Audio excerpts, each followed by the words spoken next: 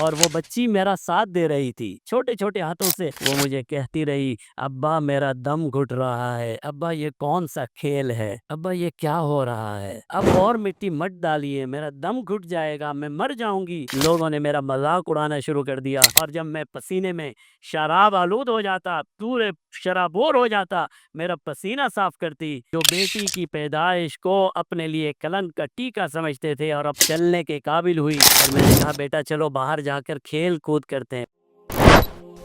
اور پھر بیٹیوں کی پیدائش، بہت سے قبائل ایسے تھے، اللہ نے قرآن میں بیان کیا ہے، وَإِذَا الْمَوْءُودَةُ سُئِلَتْ، زندہ درگور کی ہوئی بچیاں، انسان، مشرک،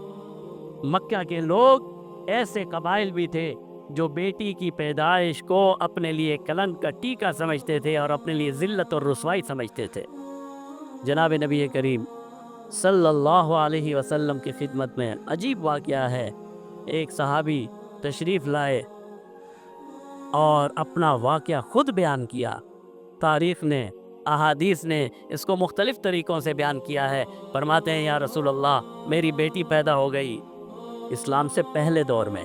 میری بیٹی پیدا ہو گئی، لوگوں نے میرا مذاق اڑانا شروع کر دیا کہ تیری گھر تو بیٹی پیدا ہو گئی، مجھے اپنی شرم محسوس ہوئی، میں سوچتا رہا، جب وہ 4-5 سال کی ہو گئی، چلنے کے قابل ہوئی، تو میں لوگوں کے طعنوں سے تنگ آ گیا، میں نے اسے باعث شرم سمجھا، اور ایک دن ہوا کہ میں نے فیصلہ کر لیا کہ میں اسے مار دوں گا۔ فرماتے ہیں میں اس بیٹی کو لے کر چلا اور میں نے کہا بیٹا چلو باہر جا کر کھیل کود کرتے ہیں۔ بچیوں کا شوق، بچوں کا آج بھی ہمارے ساتھ یہی ہوتا ہے، بچے کہتے ہیں بھائی ہمیں باہر لے جاؤ۔ فرماتے ہیں وہ بچی بہت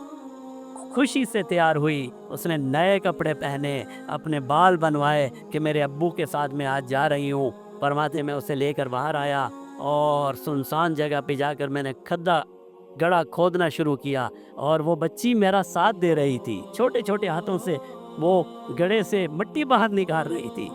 اور جب میں پسینے میں شراب آلود ہو جاتا، پورے شرابور ہو جاتا، میرا پسینہ صاف کرتی، اور جب وہ گڑھا تیار ہو گیا میں نے اسے اس میں بٹھایا، اس پر مٹی ڈالنا شروع کی، اور فرماتے ہیں یا رسول اللہ آج بھی میں اس کی آواز سن رہا ہوں، وہ مجھے کہتی رہی، ابا میرا دم گھٹ رہا ہے، ابا یہ کون سا کھیل ہے،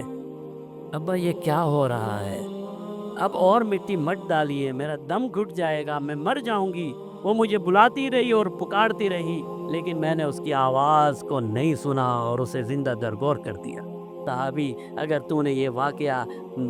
اسلام قبول کرنے کے بعد کیا ہوتا تو تجھے اللہ کے عذاب میں مبتلا کر دیا جاتا۔ یہ خواتین، یہ حالت ہے بچیوں کی، اس حالت میں جناب نبی کریم صلی اللہ علیہ وسلم انسانیت کے لیے رحمت بن کر آئے۔